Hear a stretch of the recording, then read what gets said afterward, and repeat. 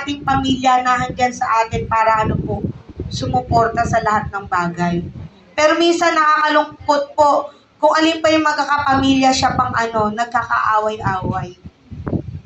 So dapat po bilang isang Kristiyano, kakitaan po tayo ng pagiging gentleness sa loob ng bahay.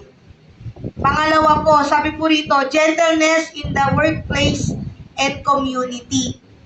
So sabi dito, you are not only Christians at home and in your church, but also in your workplace, in your community. So katulad nga po nung in-illustrate ko kanina, yung tatay na yun, kahit saan siya mapunta na mga trabaho, kahit saan siya mapuntang lugar, ang tawag sa kanya yung pastor. Bakit?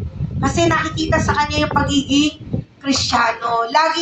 Laging nakikita sa kanya na hindi man niya sabihin na siya ay nangangaral ng salita ng Lord or